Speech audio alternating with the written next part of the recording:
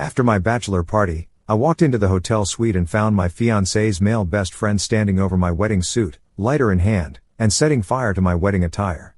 When he saw me, he smirked and said, "Oops, guess you'll have to cancel tomorrow. She deserves better than you anyway." I didn't even have time to yell before he went completely pale, when he saw who was behind me, recording everything. The smell hit me first, burning fabric mixed with that chemical tang of synthetic material melting. Then I saw Marcus, my fiancée's best friend since childhood, crouched over what used to be my wedding suit like some demented arsonist, the flame from his silver lighter dancing across the charred remains of my tuxedo jacket. "What the heck are you doing?" The words came out strangled, barely recognizable as my own voice. Marcus looked up slowly, and I swear I've never seen someone look so satisfied with themselves. His lips curved into this sick grin, the kind you'd see on a playground bully who just pushed the quiet kid into the mud.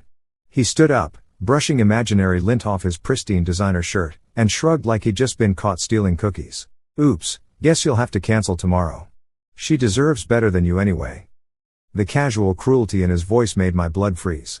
This wasn't some drunken mistake or moment of temporary insanity. This was calculated. Deliberate.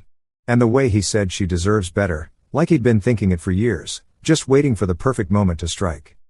I opened my mouth to scream at him, to demand answers, to ask what kind of psychopath destroys someone's wedding suit 12 hours before their ceremony. But before I could get a word out, Marcus's smug expression cracked. The color drained from his face so fast I thought he might faint. His eyes weren't on me anymore. They were looking past me, at the hotel room door I'd left wide open in my shock. "Oh, hey babe," came a familiar voice from behind me. Sweet, calm, with just a hint of steel underneath. "Don't mind me. Just getting some great footage for the wedding video." I turned around, and there was Emma, my fiancée, my bride-to-be, holding her phone up with the camera pointed directly at Marcus. The little red recording dot blinked steadily in the corner of the screen. "Emma, this isn't," Marcus stammered, suddenly looking like a deer caught in headlights instead of the confident saboteur from 30 seconds ago. "Oh no, don't stop on my account," Emma said, stepping into the room with that dangerous smile she gets when she's really, truly angry. The kind of smile that means someone is about to get absolutely destroyed, and she's going to enjoy every second of it. "Please, continue explaining to my husband-to-be why I deserve better than him. I'm sure this will make fascinating viewing at the reception." The lighter slipped from Marcus's fingers and clattered to the floor. The small flame went out with a tiny pop, leaving us all standing in the sudden silence of the hotel room. The acrid smell of burned fabric hung in the air like evidence of his crime.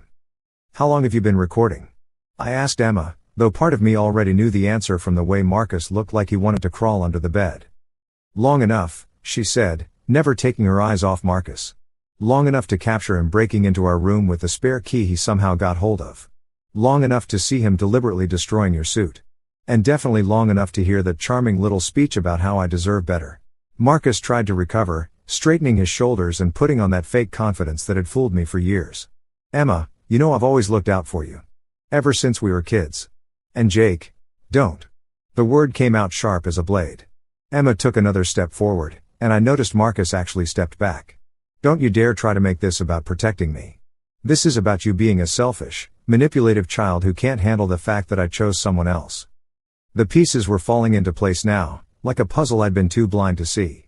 All those times Marcus had made little comments about our relationship. The way he'd always found reasons why Emma's boyfriends weren't good enough. How he'd somehow always been around whenever we had problems, ready with a shoulder to cry on and subtle suggestions that maybe she'd be better off single. "You've been sabotaging Emma's relationships for years, haven't you?" I said, the realization hitting me like a punch to the gut. "Every guy she's ever dated. You found ways to drive them away." Marcus's jaw tightened, but he didn't deny it. He couldn't, really, with the camera still rolling. "Remember Tom from college?" Emma said quietly, her voice deadly calm. "The one who suddenly started acting weird and distant? And Brad after graduation, who mysteriously decided I was too high maintenance after you had that long conversation with him at my birthday party?" "They weren't right for you," Marcus said, and for the first time, I heard desperation creeping into his voice. "None of them were good enough. They would have hurt you eventually. That wasn't your decision to make."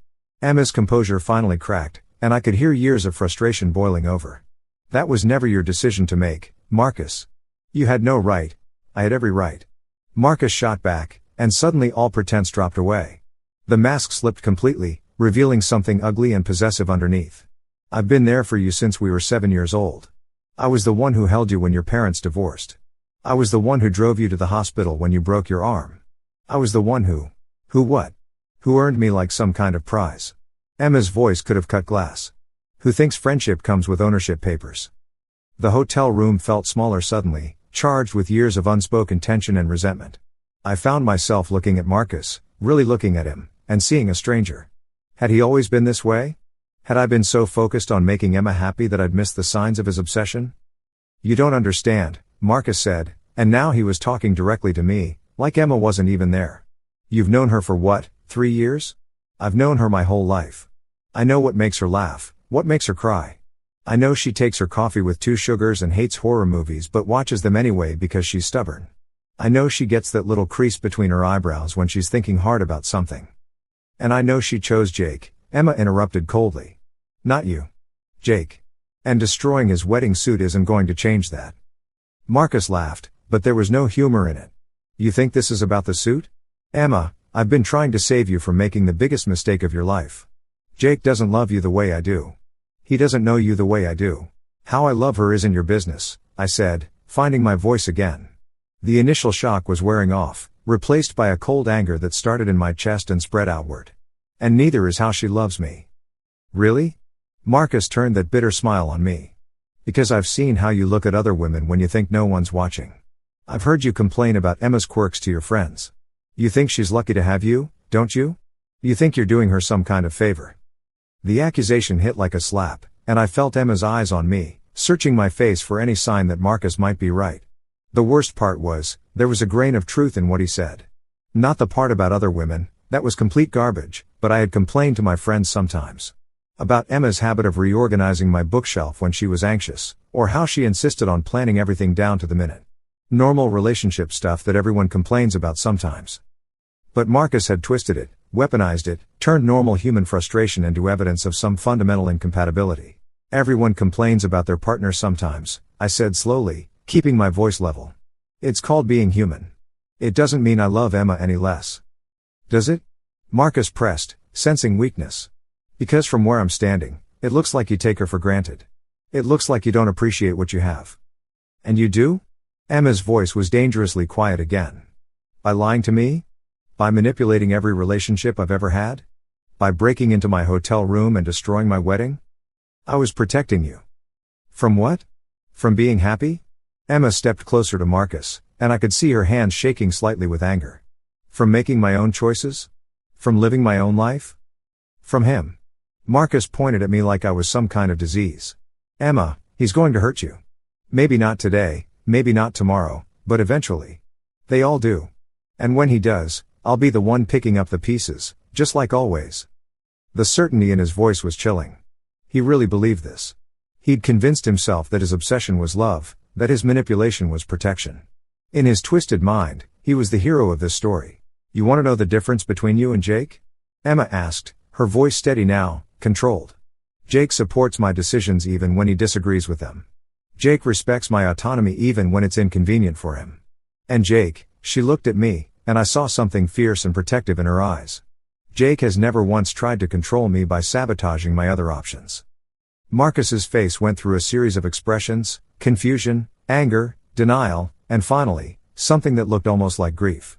Emma, please. You can't marry him. You can't throw away everything we have for someone you've known for 3 years. We don't have anything, Marcus. Not anymore. Emma's words were final, absolute. We had a friendship. Had. Past tense. You destroyed that the moment you decided my life was yours to control. The silence stretched between us, heavy with the weight of a lifetime friendship crashing down. I could see Marcus struggling, his worldview crumbling in real time. For a moment, I almost felt sorry for him. Almost. Then I remembered the smell of my burning wedding suit and the casual cruelty in his voice when he thought he'd won. The spare key, I said suddenly. How did you get the spare key to our room? Marcus didn't answer, but his eyes flickered toward Emma's purse, which was sitting on the hotel room desk. My heart sank as I understood. You went through my purse, Emma said, her voice flat with disbelief. When? At the rehearsal dinner? During the speeches? I was trying to protect you, Marcus said weakly, but even he seemed to realize how pathetic it sounded now. Emma laughed, but it wasn't a happy sound. You went through my personal belongings, stole my spare room key, broke into my hotel room, and destroyed my fiancée's wedding suit. All to protect me. Do you have any idea how completely insane that sounds?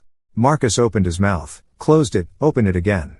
For the first time since I'd known him, he seemed to have no words. No clever comeback, no manipulation disguised as concern. Just the raw truth of what he'd done, reflected back at him through Emma's eyes and the unblinking lens of her phone camera. I think we should call hotel security, I said finally.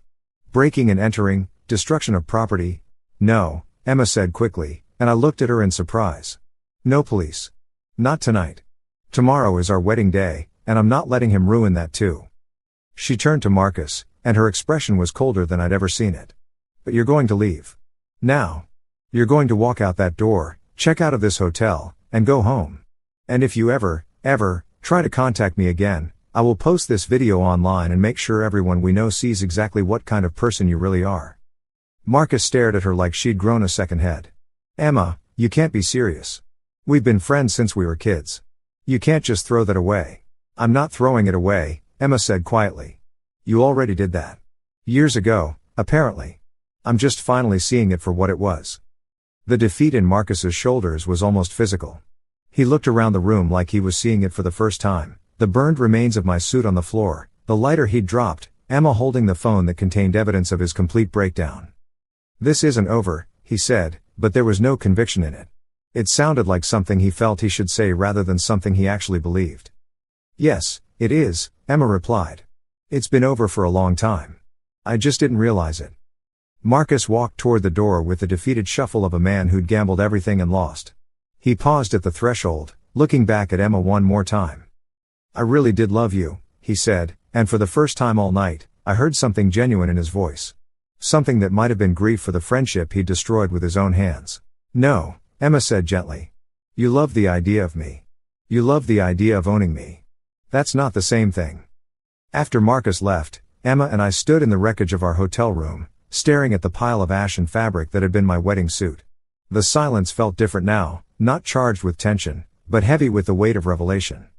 I'm sorry, Emma said finally. I'm so sorry, Jake. I had no idea he was capable of something like this. How could you have known? I said, sinking onto the edge of the bed. He's been hiding this side of himself for years. We both trusted him. Emma stopped recording and set her phone down on the dresser. Her hands were shaking now, the adrenaline finally catching up with her. All those relationships that ended badly. All those guys who suddenly decided I wasn't worth it. It was him. It was him the whole time. The pieces of Emma's dating history rearranged themselves in my mind, forming a pattern I'd been too naive to see. Marcus, always there with a sympathetic ear and a ready explanation for why things hadn't worked out. Marcus, always ready to comfort Emma and remind her that she deserved better. Marcus, slowly and systematically isolating her from anyone who might take his place in her life. The worst part, Emma continued, her voice barely above a whisper, is that I defended him. When you said you didn't understand why I needed to spend so much time with him, when your friends made jokes about him being obsessed with me, I defended him. I said they just didn't understand our friendship. Emma, I was so stupid, she laughed bitterly. I thought I was being loyal. I thought I was being a good friend. And meanwhile, he was sabotaging my life and calling it love. I stood up and pulled her into my arms, feeling her tension finally break as she leaned against my chest. You weren't stupid. You trusted someone you'd known since childhood. That's not stupid, that's human. But what if he's right? Emma pulled back to look at me, her eyes bright with unshed tears. What if I'm making a mistake? What if we don't know each other well enough? What if... Stop. I cupped her face in my hands, forcing her to meet my eyes. Don't let him get in your head. Don't let his poison work. We know each other, Emma. We chose each other. And tomorrow, we're going to get married, whether I have to walk down that aisle in jeans and a t-shirt or not. That earned me a small smile. Your mother would die if you wore jeans to your own wedding. Then I guess we better figure out where to find a replacement suit at 10 o'clock at night. The next few hours passed in a blur of phone calls and minor miracles. The hotel manager, horrified by what had happened and terrified of bad publicity, moved us to the penthouse suite and offered to comp our entire stay. Emma's cousin Sarah, who was roughly my size, convinced her husband to loan me his backup suit from their own wedding the year before. It wasn't perfect, the pants were a little long, the jacket a little tight across the shoulders, but it would do. By the time we finally collapsed into bed at 2 in the morning, we were exhausted but oddly peaceful. The crisis had been averted, the wedding was back on track, and Marcus was presumably driving home with his tail between his legs and his delusions finally shattered. "Jake?" Emma said sleepily as we lay in the dark. "Yeah? Do you think I'm hard to love? Be honest." The question caught me off guard. I turned to look at her profile in the dim light filtering through the hotel curtains. "What do you mean?" "Marcus said all those things about how you complain about me to your friends. About how you take me for granted. And I know he was trying to manipulate the situation, but..." She trailed off, and I could hear the vulnerability in her voice. "Emma, look at me." She turned toward me, and I could see the doubt in her eyes, the seeds of insecurity that Marcus had tried to plant even in his moment of defeat. "You are not hard to love," I said firmly. "You're the easiest thing in the world to love. Yes, I sometimes complain to my friends when you reorganize my bookshelf or when you make us show up 20 minutes early to everything. But you know what else I tell them? I tell them about how you leave little notes in my lunch when you know I'm having a rough day at work. I tell them about how you remember exactly how I like my coffee even though it's ridiculously complicated. I tell them about how you cried during commercials with dogs in them and how you always check to make sure I got home safe even when I'm only going 2 blocks. Emma's eyes were getting watery, but she was smiling now. "I tell them," I continued, "that I can't imagine my life without you in it. And that's not something I take for granted, Emma. That's something I thank God for every single day." She kissed me then, soft and sweet and full of promise for tomorrow. "I love you too," she whispered against my lips. "Even if you do complain about my bookshelf organizing." "Especially because you organize my bookshelf," I said, and we both laughed. The wedding was beautiful. Not perfect, Marcus's absence left a gap in the carefully planned seating arrangements, and I kept tugging at the too-tight jacket throughout the ceremony, but beautiful in all the ways that mattered. Emma looked radiant in her grandmother's vintage dress, and when she walked down the aisle, I forgot all about the previous night's drama. There was only her, only us, only this moment we'd been planning for months. We didn't mention Marcus in our vows, didn't reference the chaos he'd tried to create. This was our day, our beginning, and we weren't going to let his toxicity cast a shadow over it. But I'd be lying if I said he was completely absent from my thoughts. During the reception, as Emma and I danced our first dance as husband and wife, I found myself scanning the crowd out of habit, looking for his familiar face among the guests. The empty chair at the head table seemed to watch us like an accusation. "He's really not coming, is he?" Emma murmured as we swayed to the music. "Did you think he would?" "I don't know. Part of me thought he might show up and try to make some grand gesture. Object when the minister asks if anyone has a reason we shouldn't be married." I pulled her closer. "Would you have wanted him to?" Emma was quiet for a long moment, thinking. "No," she said finally. "I think I needed to see who he really was. I needed to understand that what I thought was friendship was really just possession. Control. It hurts, but I needed to know." "Do you think you'll ever forgive him?" "I don't know. Maybe someday. But not anytime soon." She looked up at me, and I saw peace in her eyes instead of the doubt from the night before. "Right now, I just want to focus on us. On our marriage. On building something real instead of holding on to something that was never what I thought it was." The music swelled around us, and I spun Emma out and back into my arms, making her laugh. Her joy was infectious, spreading to the guests around us and filling the reception hall with warmth and celebration. It wasn't until later, during the cake cutting, that I noticed the text message. My phone buzzed in my pocket, and I almost ignored it. This was our wedding day, whatever it was could wait. But something made me check, maybe the same instinct that had made me suspicious of Marcus in the first place. The message was from an unknown number, but I recognized the writing style immediately. "Congratulations on your wedding. I hope you'll be very happy together. I'm sorry for everything. I'm getting help. Please tell Emma I'm sorry too." I showed the message to Emma during a quiet moment between toasts. She read it twice, her expression unreadable. "Do you believe him?" I asked. "I want to," she said slowly. "But I also know Marcus is very good at saying whatever he thinks people want to hear. The fact that he's texting you instead of me tells me he still doesn't really get it." She was right, of course. Even in his apology, Marcus was going through me to reach Emma, still trying to manage and control the situation from a distance. Some habits die hard. Emma deleted the message without responding, and we didn't mention Marcus again for the rest of the evening. But I filed the information away, knowing that this probably wasn't the end of the story. People like Marcus don't usually give up that easily. I was right. The first letter arrived 3 weeks after we got back from our honeymoon in Italy. A long, handwritten note delivered to our apartment building, addressed to both of us but clearly meant for Emma. It was full of remorse and self-reflection, promises to respect our boundaries and acknowledgments of past mistakes. It sounded sincere, genuinely repentant.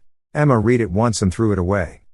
"He's trying to rewrite history," she explained when I asked about her reaction. Making it sound like what he did was just a momentary lapse in judgment instead of years of systematic manipulation. "I'm not interested in his redemption arc." The second letter came a month later, shorter but more desperate. Marcus had apparently started therapy and wanted to make amends as part of his healing process. He asked for just one conversation, one chance to apologize properly and get closure. Emma didn't even finish reading it. The third letter was different. Angrier. Marcus was frustrated by Emma's silence, couldn't understand why she was being so stubborn and unforgiving. After everything they'd been through together, didn't she owe him at least a chance to explain? That one went straight to our lawyer. The call started around the 6-month mark of our marriage. Never to Emma directly, Marcus was smart enough to know she'd blocked his number, but to her work, her mother, her college roommate. Always with the same message: he just wanted to talk to Emma, to make things right between them. Couldn't they see how much pain he was in? Couldn't they help him reach her? Emma's mother, bless her, shut that down immediately. Marcus has always been a little too attached to Emma, she told me over dinner one Sunday. I used to think it was sweet, how protective he was. Now I realize it was creepy. Good for Emma for finally seeing it. But not everyone was as perceptive. Emma's college roommate actually called to scold Emma for being so harsh. He sounded so broken up about it, Jennifer said during what became a very tense phone conversation. I know he made some mistakes, but don't you think you're being a little extreme? He was your best friend, Emma. Emma's response was calm but final. If you think destroying someone's wedding is making some mistakes, then maybe we have different definitions of friendship. Jennifer didn't call again after that. The worst part was watching Emma second-guess herself. Despite everything Marcus had done, despite the clear evidence of his manipulation and obsession, she still sometimes wondered if she was being too harsh. The guilt was eating at her, the way it always does when you cut someone toxic out of your life. Society tells us that forgiveness is always the right choice, that holding grudges is unhealthy, that we should give people second chances. But sometimes the healthiest thing you can do is walk away and stay away. I keep thinking about all the good times, Emma told me one evening as we walked through Central Park. All the times he was there for me when I needed him. All the laughs we shared, all the memories. Was it all fake? Was he just pretending to be my friend while plotting to isolate me? I don't think it was all fake, I said carefully. I think Marcus genuinely cared about you, in his own twisted way. But caring about someone and loving them aren't the same thing. And neither one gives you the right to control their life. But what if I'm wrong? What if he really has changed? What if he really is sorry? I stopped walking and turned to face her. Emma, listen to me. Even if Marcus is genuinely sorry, and that's a big if, you don't owe him forgiveness. You don't owe him a chance to explain. You don't owe him anything. He violated your trust in the worst possible way, and the consequences of that are his to live with, not yours to fix. She nodded, but I could see the doubt still lingering in her eyes. Marcus had spent years programming her to feel responsible for his emotional well-being, and that kind of conditioning doesn't disappear overnight. The harassment might have continued indefinitely if Marcus hadn't made one crucial mistake. It was our first wedding anniversary, and Emma and I were having dinner at the same restaurant where we'd had our first date 3 years earlier. It was cheesy and sentimental, but we were happy. We'd survived our first year of marriage, weathered the Marcus crisis, and come out stronger on the other side. We were just finishing dessert when I noticed him. Marcus was sitting at the bar, nursing a whiskey and watching our table with the intensity of a predator studying its prey. He'd lost weight since I'd last seen him, and there was something hollow about his eyes that made my skin crawl. This wasn't the confident manipulator from our wedding suite, this was someone who'd been consumed by his own obsession. Don't turn around, I told Emma quietly, but Marcus is here. Emma's face went white, but to her credit, she didn't turn to look. How long has he been there? I just noticed him, but who knows? We need to leave. Now. I signaled for the check, but before the waiter could bring it over, Marcus was already walking toward our table. He moved with the determined stride of someone who'd been planning this moment for a long time. Emma, he said, stopping right next to our table like he'd been invited to join us. You look beautiful. Marriage suits you. Emma's hands were shaking, but her voice was steady when she responded. Marcus, you need to leave. Now. I just want to talk, Marcus said, and there was a pleading quality to his voice that somehow made him seem even more threatening. 5 minutes. That's all I'm asking for. 5 minutes to explain. She said no, I interrupted, standing up from my chair. You need to go, Marcus. Marcus barely glanced at me. His focus was entirely on Emma, like I was just an obstacle to be dealt with rather than a person in my own right. Emma, please. I know you're angry, and you have every right to be. But we were friends for 20 years. Doesn't that count for something? 20 years of lies, Emma said, also standing. 20 years of you manipulating my relationships and controlling my life. That doesn't count for anything, Marcus. That's exactly why I can't trust you. People at nearby tables were starting to stare. The restaurant's atmosphere had shifted from romantic to uncomfortable, and I could see our waiter hovering nearby, unsure whether to intervene. I never lied to you, Marcus said, his voice rising slightly. Everything I did because I love you. Because I want what's best for you. And deep down, you know that Jake isn't? Stop, Emma said sharply. Just stop. I'm not going to listen to this again. She started to move toward the exit, but Marcus stepped into her path. It wasn't aggressive, exactly, but it was blocking, controlling. Even now, even after everything, he was still trying to manage her movements. Emma, wait. You can't just walk away. We need to talk about this. We need to work through this. No, we don't. Emma's voice was like ice. We don't need to do anything together, Marcus. We're not friends anymore. We're not anything anymore. And if you don't get away from me right now, I'm going to call the police. Marcus laughed, but it was an ugly sound. The police? Really, Emma? You're going to call the cops on your oldest friend? My oldest friend wouldn't stalk me to restaurants and refuse to leave when asked. That's when Marcus made his fatal error. Maybe it was the whiskey, maybe it was months of building frustration, or maybe it was just his true nature finally showing itself completely. But instead of backing down, instead of apologizing and leaving, he grabbed Emma's arm. You're not thinking clearly, he said, his grip tightening when she tried to pull away. You're letting him poison you against me. Emma, you know me. You know I would never hurt you. Let go of me, Emma said, her voice deadly quiet. Not until you listen. Not until you hear what I have to say. That was it for me. I'd been trying to de-escalate, trying to handle this quietly without causing a scene. But watching Marcus put his hands on my wife, watching him ignore her clearly stated boundaries, something snapped inside me.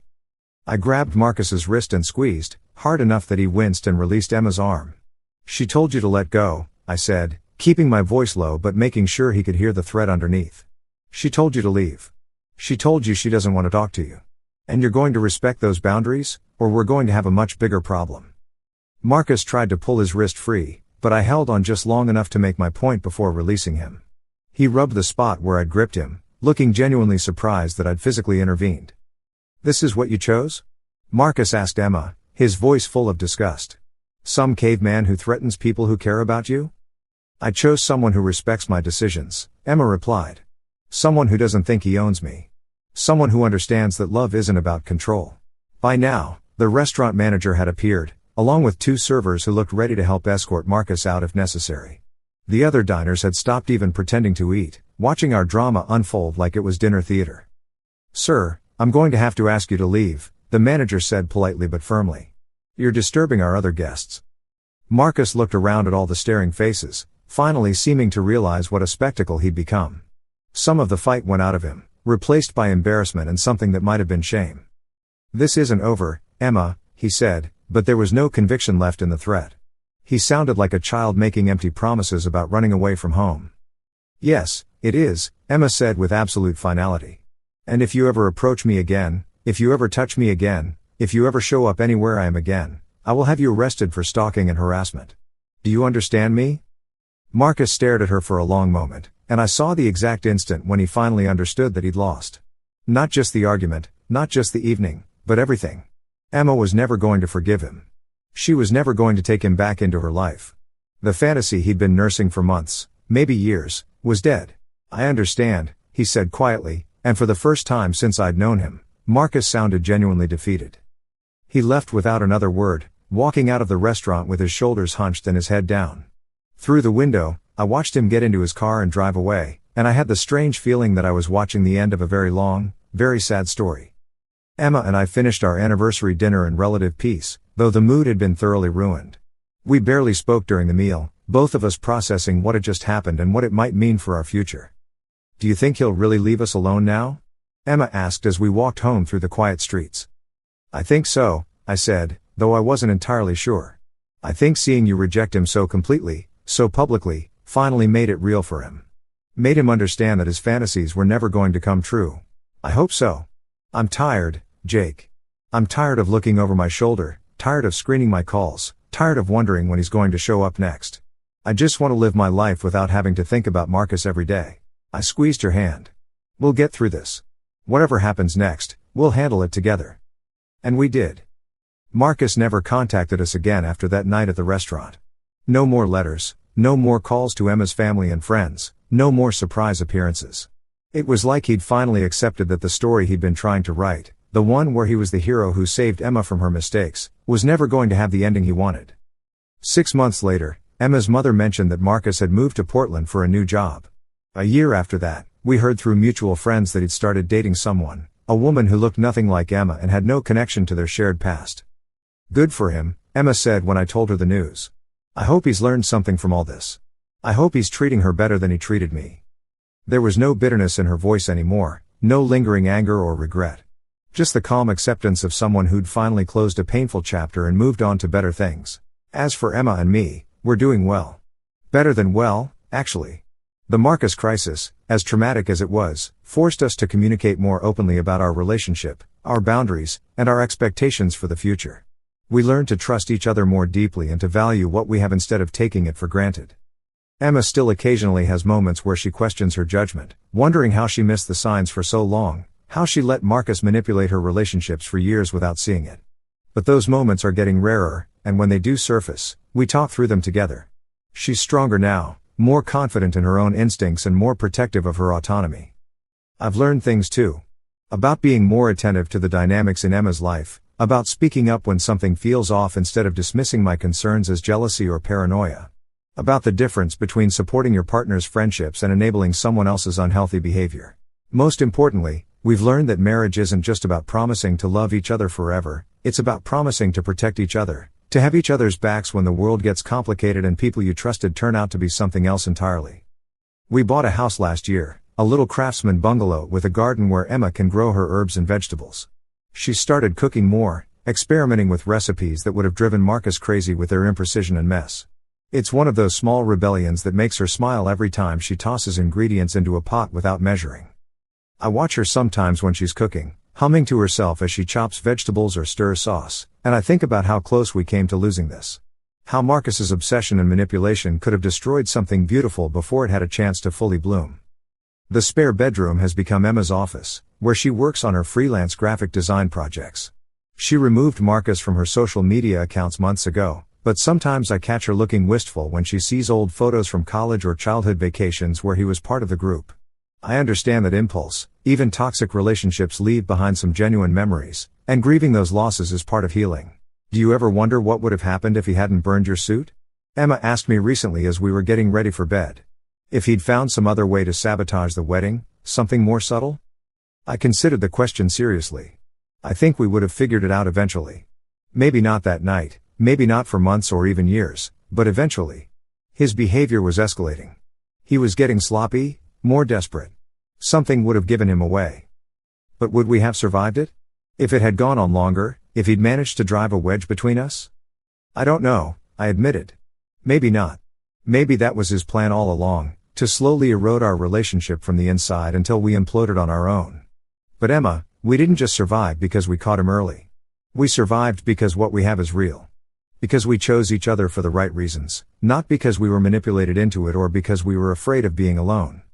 She nodded, seeming satisfied with that answer. It's become something of a touchstone for us, this idea that our love is genuine and freely given, not the product of someone else's machinations or the absence of better options. The video from that night is still on Emma's phone, though she's never watched it again after showing it to our lawyer. Sometimes I think about that footage, Marcus's confession, his arrogance turning to panic when he realized he'd been caught. Part of me wants to delete it, to erase that whole ugly chapter from our story. But Emma insists on keeping it, and I understand why. It's evidence, but it's also a reminder. Proof that we saw clearly, that we made the right choice, that we protected ourselves when it mattered most. We've made new friends since then, couples who appreciate both of us and don't try to insert themselves into our relationship dynamic. Emma has learned to trust her instincts about people, to notice when someone's attention feels possessive rather than supportive. I've learned to value those instincts and to speak up when something doesn't feel right. Marcus sent a wedding gift to one of our mutual friends last month, Emma's college roommate Jennifer, the one who'd scolded Emma for cutting him off. The gift was expensive and thoughtful, and Jennifer gushed about it on social media, clearly hoping Emma would see the post and feel guilty about maintaining her boundaries. Emma saw it, of course. Social media algorithms make it impossible to completely avoid someone you have mutual friends with. But instead of guilt, I saw something else in her expression when she showed me the post: pity, maybe, or a kind of sad recognition. "He's still performing," she said quietly. "Still trying to control the narrative, still hoping someone will tell him he's a good person who made mistakes instead of someone who spent years manipulating and stalking his supposed best friend. Does it bother you?" Not the way it would have a year ago. Now it just makes me sad for Jennifer. She has no idea she's being used as a proxy in his campaign to rehabilitate his image. Emma didn't comment on the post, didn't reach out to Jennifer to warn her about Marcus's likely motivations. She's learned that you can't save people who don't want to be saved, and that sometimes the kindest thing you can do is let them figure things out on their own. The truth is, our life is better without Marcus in it. Quieter, maybe, with one less friend in our circle, but healthier. Emma laughs more easily now, makes decisions without second-guessing herself constantly, pursues friendships and interests without worrying about whether they meet with someone else's approval. And our marriage? Our marriage is rock solid. Not because we never fight or disagree, but because we've been through something that tested every assumption we had about trust and loyalty and come out stronger on the other side. We know now that we can weather a crisis together, that we can protect each other when it matters, that we can make hard decisions and live with the consequences. I still wear that borrowed suit sometimes, the one Emma's cousin Sarah found for me at the last minute. It fits better now. I had it altered properly a few months after the wedding, and every time I put it on, I remember that night. Not the burning suit or Marcus's ugly words, but Emma standing in the doorway with her phone raised, calm and fierce and absolutely certain about what needed to be done. That's the woman I married. Not the version Marcus thought he knew, not the image he'd constructed of someone who needed his protection and guidance, but the real Emma, strong enough to recognize toxic behavior, brave enough to cut it out of her life, and wise enough to build something better in its place. 3 years later, as I write this down, I can honestly say that Marcus did us a favor. Not intentionally, and not in a way that justifies what he did, but by showing his true colors so dramatically that night, he made our choice clear. He forced us to see him clearly, and in doing so, he freed us from the obligation to maintain a relationship that had been poisoning Emma's life for years. Sometimes the worst thing that happens to you turns out to be exactly what you needed. Sometimes the person who tries to destroy your happiness ends up giving you the clarity to appreciate what you already have. Sometimes the man who burns your wedding suit gives you the chance to discover that your marriage is fireproof. Marcus thought he was writing our ending that night in the hotel room. Instead, he gave us our beginning.